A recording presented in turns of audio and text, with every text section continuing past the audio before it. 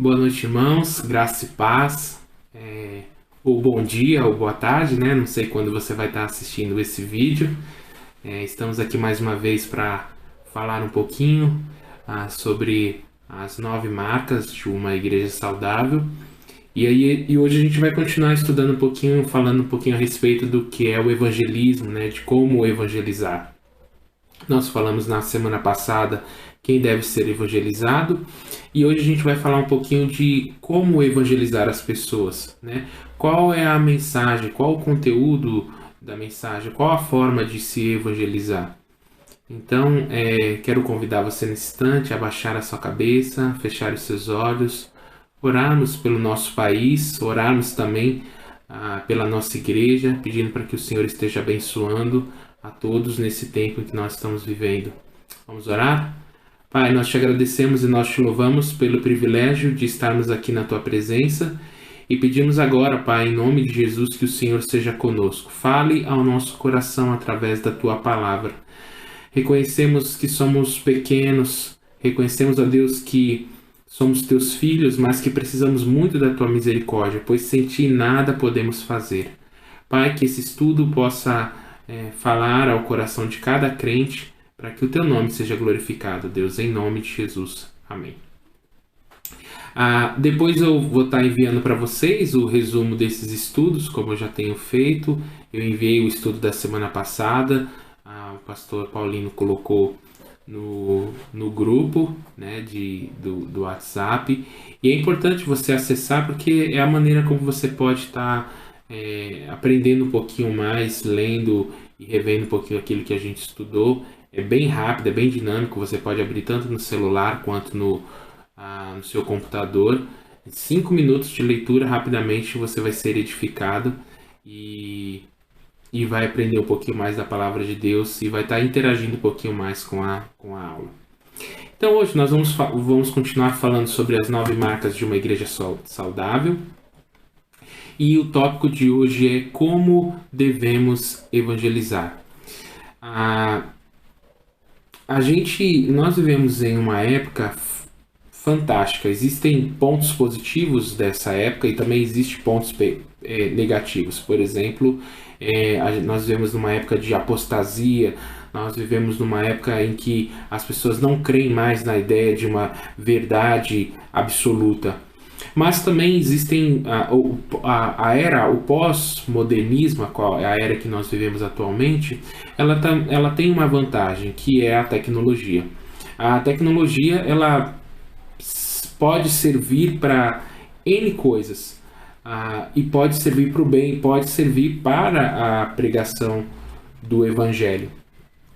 A gente hoje vive num tempo em que a gente consegue, por exemplo, compartilhar as Escrituras de maneira muito rápida, de maneira muito fácil, de maneira muito simples, de maneira muito objetiva. E esse é a premissa quando nós pensamos em proclamação do Evangelho.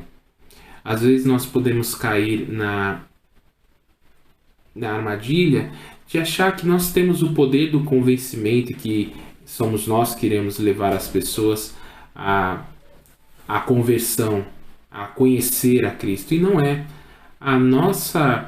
O nosso objetivo como crentes é simplesmente pregar o Evangelho da salvação. E isso precisa estar muito claro.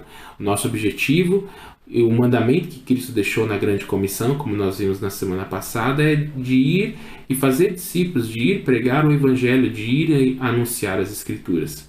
Então, a gente hoje, nós podemos hoje, de forma muito fácil, de forma muito rápida, anunciar esse Evangelho. É lógico, né? As redes sociais, elas estão aí, o Facebook, o WhatsApp, o Instagram, eles jamais irão substituir a conversa tete a tete. As redes sociais jamais poderão substituir a conversa, o tempo de estar junto. Mas é uma ferramenta que a gente pode usar para a proclamação do Evangelho, para o compartilhamento de versículos, para o compartilhamento de, às vezes, um vídeo, de uma pregação, as mensagens que são pregadas na nossa igreja. é importante nós usarmos isso. Uma estatística hoje mostra que o brasileiro gasta mais de 9 horas por dia conectado na internet. Nós somos o terceiro país no mundo, só perdemos, se não me engano, para os Estados Unidos e para a Tailândia, em tempo de conexão. Então, se nós passamos tanto tempo conectados, se nós muitas vezes olhamos tantas vezes o nosso WhatsApp, olhamos o Facebook, imagine se nós usássemos 10%. Eu sei que provavelmente, espero que você que está ouvindo essa mensagem não gaste tanto tempo em rede social. Mas se nós usássemos 10% desse tempo que nós ficamos na rede social, olhando as fotos, olhando vídeos, olhando às vezes até notícias, né? Porque a internet também traz essa facilidade da gente ver notícias. Se nós usássemos talvez 10% desse tempo para pregar o Evangelho, para compartilhar um versículo, para compartilhar um texto, eu acredito que rapidamente nós alcançaríamos muitas pessoas a Cristo. Porque nós não sabemos o contexto em que aquela pessoa está vivendo. E às vezes é aquela palavra que vai trazer conforto, consolo e esperança ao coração do perdido. Mas hoje a gente não vai falar sobre instrumentos de evangelização, porque você pode usar as redes sociais, você pode ter grupos de interesse, você pode ter assistência social dentro da igreja e fora da igreja também, que faz essa proclamação do Evangelho, você pode ter programações especiais. Se os meios que nós usamos são legítimos, não ferem as escrituras, não há problema nenhum em usar esses meios. O problema é que não é com a forma, mas é o conteúdo que está sendo passado. Então a gente precisa tomar bastante cuidado e ter bastante atenção ao conteúdo que nós estamos transmitindo. E é sobre esse conteúdo que nós vamos conversar um pouquinho hoje, né? É interessante que em Atos, capítulo 17, deixa eu abrir aqui na minha Bíblia, Atos 17, o versículo 22 a 23, você pode abrir a sua Bíblia, no slide também vai estar aí para você ver, e o texto é muito interessante. O texto diz o seguinte: então Paulo, levantando-se no meio do aerópago, disse: senhores atenienses, percebo que em tudo vocês são bastante religiosos, porque, andando pela cidade e observando os objetos de culto que vocês têm, encontrei também um altar no qual aparece a seguinte inscrição: ao Deus desconhecido.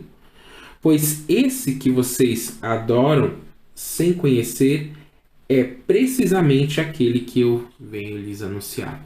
Então, olha só que interessante. O apóstolo Paulo, o texto lá em Atos capítulo 17, vai dizer que o apóstolo Paulo estava incomodado com a idolatria dos atenienses. E ele usou dessa idolatria, ele usou do contexto filosófico, né? É interessante porque o aerópago era um lugar onde os epicureus ficavam e outros filósofos debatendo a respeito da filosofia, a respeito da vida. E o apóstolo Paulo usa esse espaço, usa um objeto de culto que estava ali perto e fácil, né? De fácil compreensão, que era algo que os atenienses já conheciam, já sabiam que existia aquele altar ao Deus desconhecido.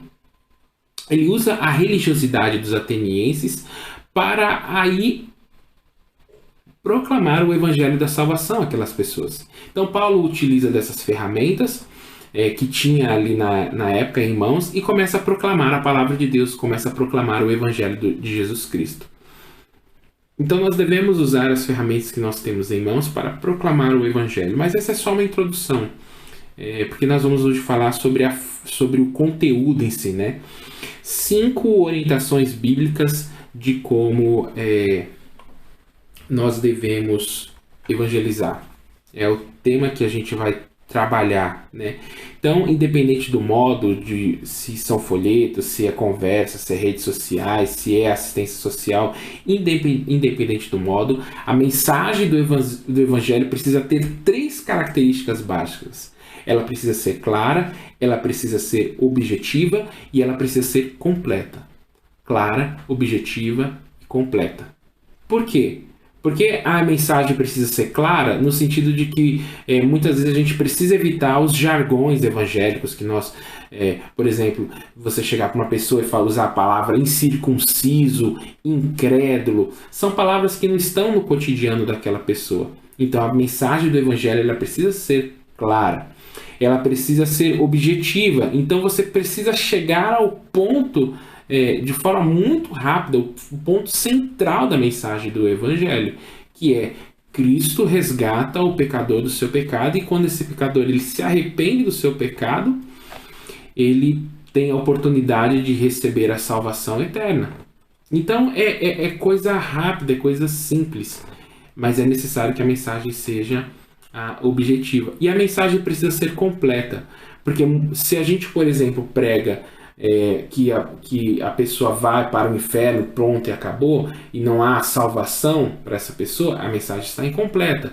Se a gente prega só de uma outra forma, que a gente vai ver mais para frente, só anunciando a graça, o amor de Deus, a mensagem também da mesma forma ela está incompleta. Então o primeiro ponto que eu quero tratar com os irmãos é: diga com honestidade às pessoas que se elas se arrependerem e crerem, serão salvas, mas haverá um preço. Muitas pessoas deixam de falar de questões como pecado, arrependimento, sacrifício, negar a si mesmo. Então é importante que a mensagem seja honesta, que ela traga a amplitude, ela precisa mostrar qual é o estado do homem. Então, o estado do homem é pecador. O homem está separado de Deus. Então, a consequência desse estado pecaminoso é que o homem, ao pecar, ele se distanciou de Deus, e a consequência disso é a morte, é o inferno. Então, ou seja, a mensagem precisa ter esses primeiros 2 pontos. Ela precisa falar da pessoa do homem. Então o homem é pecador. Esse pecado tem uma consequência, que é a morte, que é a separação eterna, que é o inferno. E aí vem o que a gente chama de as 2 boas notícias. Se a gente usar aquele... Tem um livrinho antigo chamado os 4 pontos da salvação, os 4 passos da salvação. Ele vai colocar mais outros 2 passos, que ele vai falar das 2 más notícias e as 2 boas notícias. As más notícias: o homem pecador tem uma consequência, que é a morte, que é o inferno. As 2 boas notícias: Cristo salva, Cristo morreu pelo pecador, e quando o pecador ele se arrepende desse pecado, ele confessa a Cristo como Senhor e Salvador, ele tem a vida eterna. Então é importante ter essa amplitude, e é importante também enfatizar que é necessário pagar um preço. A gente vai ver mais para frente a respeito disso. Então a mensagem do Evangelho precisa ter esses dois pontos. Não apenas pregar o amor, mas também pregar a justiça, pregar a condenação. Olha só que interessante. Se você abrir lá em Lucas capítulo 3, versículos 7 a 9, o Evangelho de Lucas nesse ponto vai falar a respeito de João Batista. E olha a mensagem de João Batista. Talvez se nós pregássemos dessa forma, nós pastores, líderes, aqueles que pregam o Evangelho, se nós usássemos essas palavras num púlpito, provavelmente nós seremos taxados de grosseiro, de estúpido, de uma pessoa que não sabe, que não tem amor nas suas palavras. Mas olha a mensagem de João Batista. Lucas capítulo 3, de 7 a 9, diz o seguinte: João dizia às multidões que saíam para ser batizados por ele, né? Raça de víboras, quando deu a entender que vocês podem fugir da ira vindoura? Versículo 8: produzam frutos dignos de arrependimento e não comecem a dizer uns aos outros: temos por pai Abraão. Porque eu afirmo a vocês que Deus pode fazer com que destas pedras surjam filhos de Abraão. E também o machado já está posto à raiz da árvore, portanto, toda árvore que não produz bom fruto é cortada e lançada fora. Olha só, olha a estrutura do sermão de João Batista. Ele começa dizendo que aquelas pessoas que estavam ali eram raça de víboras, ou seja, eram pessoas hipócritas. Eram pessoas que precisavam se arrepender urgentemente e que elas não podiam se basear no seu título de serem chamados. João Batista está pregando ali para judeus, para israelitas. Eles não poderiam se vangloriar, dizer, não, nós somos pai de Abraão, ou seja, nós somos filhos de Abraão, não precisamos nos arrepender dos nossos pecados. Então, a mensagem de João Batista era contundente com a sua época. Hoje a gente precisa às vezes pescar a palavra, às vezes você muitas vezes fica com aquele medo, pisando em ovos para proclamar o evangelho, e aí você distorce a realidade, você distorce a verdade. E qual é a verdade? Nós somos pecadores. A Bíblia é um livro extraordinário exatamente porque ela mostra quem realmente nós somos e mostra quem realmente Deus é. Eu estava ontem no seminário da AMID dando a aula de religiões comparadas, e uma coisa que a gente percebe quando nós estudamos as religiões é que nenhuma religião faz aquilo que o Evangelho faz com o homem, ou seja, joga o homem lá embaixo no pó, o homem é um miserável, é um pecador. Não, as outras religiões falam que o homem não é tão ruim assim e que o homem consegue por si só a salvação. Basta que ele caminhe ou que ele trilhe um caminho. E nenhum livro sagrado, por exemplo, os Vedas, ou os Vedas, que é o livro, são os 4 livros sagrados, o conjunto, né, de livros sagrados composto por 4 livros do hinduísmo, nenhum livro vai mostrar um Deus tão majestoso, tão maravilhoso, tão acima de tudo e de todos, e ao mesmo tempo um Deus que é amoroso. Então nós precisamos pregar e falar dessa forma.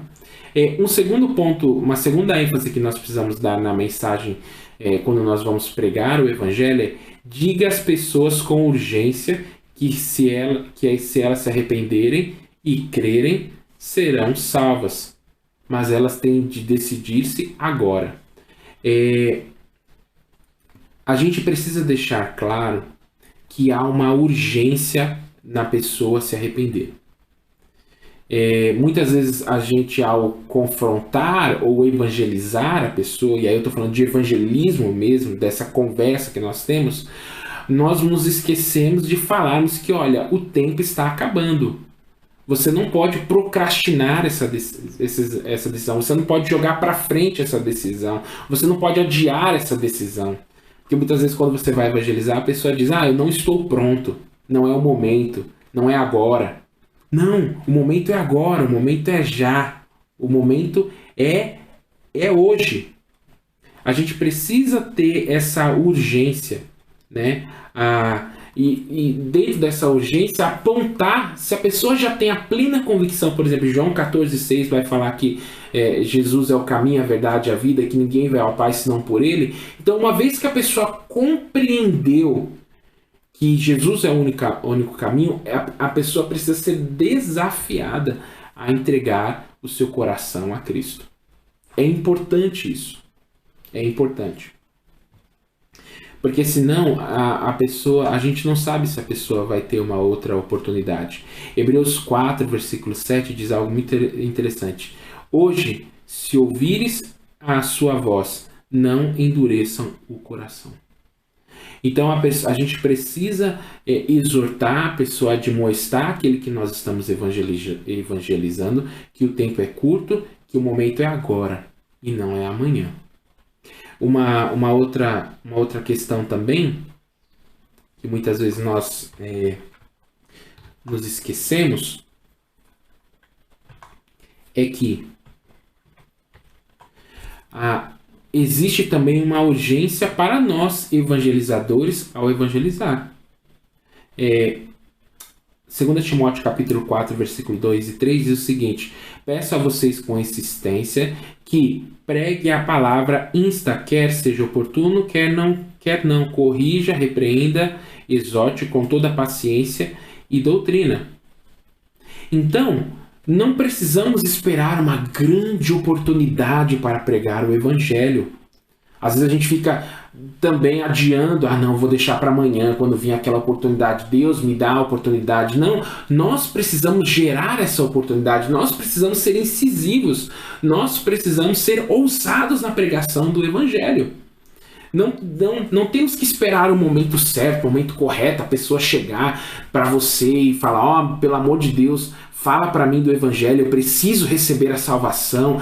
Hoje eu estou me sentindo tão pecador, o que eu faço para receber a Cristo? Não, nós precisamos produzir essa oportunidade, nós precisamos falar de Cristo. A igreja evangélica no Brasil, ela tem perdido esse desejo, esse anseio, essa vontade de pregar o evangelho.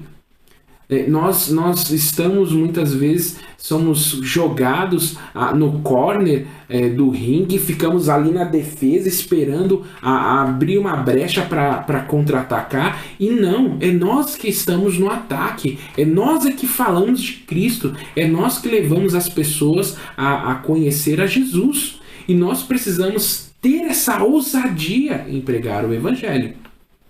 Então, não deixe para amanhã, porque amanhã você não sabe se a pessoa vai ter uma oportunidade, uma outra oportunidade. Você não sabe. Jesus pode voltar, a pessoa pode morrer, você pode morrer. E aí Ezequiel vai ser muito, muito contundente quando ele fala que Deus irá requerer das nossas mãos o sangue daqueles que nós não avisamos. Então você e eu sabemos, você e eu tem um parente, tem um amigo, tem pessoas que estão próximas, tem um vizinho. Qual foi a última vez que você convidou essa pessoa a ir a um culto? Qual foi a última vez que você abriu a palavra? Qual foi a última vez que você pregou o evangelho para essa pessoa? Qual foi a última vez que você evangelizou? Precisamos pregar o evangelho, não podemos deixar isso para amanhã. Um terceiro ponto aí desses 5 que nós estamos falando sobre como deve ser essa mensagem: diga com alegria, né? Que se a pessoa se arrepender e crer no evangelho, ela será salva. Embora haja dificuldades, vale a pena. Então, é interessante que Hebreus capítulo 11, se você olhar lá, quando fala sobre os heróis da fé, lá vai mostrar uma série de pessoas que creram em Deus no Antigo Testamento, e essa fé foi imputada por justiça, ou seja, eles foram. É interessante porque a ideia de Hebreus 11 por exemplo, nós cremos naquilo que aconteceu no passado, né? Então nós cremos que Jesus morreu, e como é que era a salvação no Antigo Testamento? Eles criam que Deus iria salvá-los, que Deus iria enviar o Messias. Eles criam numa promessa, e nós cremos em algo que já aconteceu. Então, e Hebreus 11 vai falar de que essas pessoas pagaram um preço. Então, lembra, no primeiro ponto nós falamos que a mensagem precisa ser completa, nós precisamos dizer que a pessoa precisa ela aceitar a Cristo. Não vai ser um mar de rosas a vida, não é a teologia da prosperidade, Deus não vai abrir todas as portas, o céu vai se abrir e Deus vai derramar bênçãos materiais. A gente tem que falar que a vida cristã é uma vida de renúncia, mas também nós precisamos falar que é uma vida de extrema alegria, de extrema felicidade, que não há felicidade, não há alegria. O conceito da verdadeira alegria nós encontramos em Cristo, e nós precisamos deixar isso claro para as pessoas. Eu lembro uma vez quando eu fui questionado no meu trabalho porque eu não bebia, porque eu não saía para beber, porque eu não saía para farra. E eu disse para aquela pessoa falar: porque eu não preciso disso para ser feliz. Eu já sou feliz, então por que eu vou fazer isso? Eu já tenho essa felicidade completa. Eu já estou completo. Eu não preciso ir atrás disso, porque Cristo preenche o meu coração. Você também então precisa, ao evangelizar, dizer para as pessoas isso. Dizer que dessa alegria, né? Dizer para as pessoas que realmente a vida cristã, ela é uma vida de sacrifícios. Lucas capítulo 9, versículo 23 e 24 vai dizer que se alguém quer vir após mim, Jesus dizendo, negue-se a si mesmo, tome a sua cruz e siga-me. Então é uma vida de renúncia. A gente não pode, venha como estás e fica assim, não. É necessário uma vida de renúncia, mas essa vida de renúncia, ela traz benefícios eternos. Nós estamos falando sobre a eternidade e a gente precisa deixar claro essa mensagem. O quarto ponto, que é muito interessante também, é use a Bíblia para pregar o Evangelho. Não adianta você apenas contar a sua história, contar o seu testemunho, tudo isso é muito válido. Não adianta você usar as estratégias, peça de teatro, assistência social, ou enviar os versículos, enviar a mensagenzinha do coração, né, que às vezes a gente recebe. Mas se você não usa a Bíblia, não adianta. Romanos capítulo 10, versículo 17, o apóstolo Paulo é muito claro. De sorte que a fé vem pelo ouvir, e ouvir o quê? A palavra de Deus. Então a mensagem do Evangelho, ela está dentro da onde? Onde nós encontramos essa mensagem de transformação? Nas Escrituras Sagradas. Então, 2 pontos. Nós primeiro precisamos conhecer as Escrituras. Precisamos realmente ler, se dedicar, gastar tempo, estudar, ir aos cultos de estudo, participar das reuniões de estudo, estudar, se envolver, se alimentar da palavra. E aí a consequência disso qual é? É simples. É que de forma natural você vai proclamar a palavra de Deus. E aí essa autoridade, essa ousadia que eu e você nós precisamos para pregar o Evangelho, ela vem de forma natural. Porque você está cheio de Deus. Porque você está cheio do Espírito Santo. Porque você está transbordando da verdade. Porque você está vivendo o Evangelho. Então, muitas vezes, eu e você temos grandes dificuldades de pregar o Evangelho às pessoas. E nós, quando isso acontece, precisamos nos perguntar, será que estamos cheios do Espírito Santo? Será que estamos cheios de Deus? Será que estamos vivendo a verdade do Evangelho? É necessário a gente pensar nisso. E por último, meu irmão, ore. O último ponto, o 5 desse estudo é ore. Não é por força e nem pelo poder, mas pelo Espírito de Deus que opera em nós. Eu e você, nós não iremos conseguir fazer absolutamente nada se não for na dependência do Espírito Santo. Se não for na dependência de Deus. Se Cristo não for conosco. O primeiro passo do evangelismo eficaz, da eficácia do evangelismo, precisa ser dado pela oração. Então você tem um parente, você tem um amigo, você tem um pai, uma mãe, um irmão, não sei, que não conhece a Cristo. Você tem evangelizado por essa pessoa? Você tem pregado a Cristo, mas primeiramente orando por essas pessoas? Eu lembro o meu pastor, na época quando era adolescente, né, foi logo quando eu me converti, uma coisa sempre me chamava a atenção. E é uma coisa que no ministério pastoral, é uma coisa que eu levo comigo, que eu faço isso de prática. Nos cultos ele perguntava se havia visitantes e ele sempre pedia para que a igreja orasse, para que pessoas visitassem ali a casa de Deus. Ele olhava aquelas cadeiras vazias muitas vezes e falava, meus irmãos, essa cadeira não pode estar vazia. Se ela está vazia, é porque nós não temos feito a nossa parte. Porque é uma promessa, meu irmão. Qual é a promessa? É de que a seara é grande. A seara não é pequena. Os frutos não são escassos. Não. Os trabalhadores é que são poucos. Então, quando nós não vemos o mover de Deus e vidas se convertendo, vidas chegando ao Evangelho, vidas sendo confrontadas pela palavra de Deus, é porque talvez nós não estamos orando. Ou se estamos orando, estamos pouco. Gosto do lema da igreja da China, a igreja chinesa, que diz que pouco oração, muita oração, aliás, muita oração, muito poder. Pouco oração, pouco poder. Nenhuma oração, nenhum poder. Precisamos pregar o Evangelho. E não devemos nos preocupar o que irá acontecer. João capítulo 16, verso 8 diz algo fantástico para nós. Lá ele diz que quem convence o homem do pecado, da justiça e do juízo é o Consolador que Jesus enviou e deixou conosco, que é o seu Santo Espírito. Que nós, como igreja, possamos pregar esse Evangelho com ousadia, levar essas marcas. Eu quero desafiar realmente a você a pregar a palavra de Deus, a falar do Evangelho, a anunciar Jesus, a não deixar para amanhã. Talvez amanhã seja tarde demais para aquela pessoa que está aí vivendo perto de você. Vamos orar?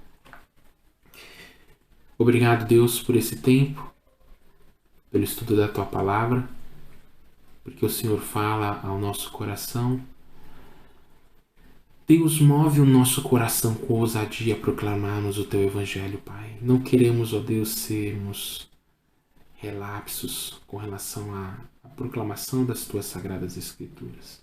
Por favor, Pai, que realmente possamos ser evangelistas, falarmos de Jesus. E eu oro agora por aquela pessoa que o Senhor conhece, Pai, que está agora assistindo esse vídeo, e que tem um parente, um amigo, um vizinho, que ela sabe, que ele sabe que é o papel dessa pessoa evangelizá-la. E muitas vezes ela não tem coragem. Muitas vezes lhe falta ousadia. Pai, que Teu Santo Espírito preencha o nosso coração com essa ousadia. Em nome de Jesus Cristo é que nós oramos. Amém. Uma boa semana. Deus abençoe. Que possamos viver essa novidade de vida e sermos uma igreja saudável. Uma igreja que cresce de forma saudável e que vive essa saúde no nosso meio, para que possamos ser proclamadores do Evangelho da Salvação. Em nome de Jesus.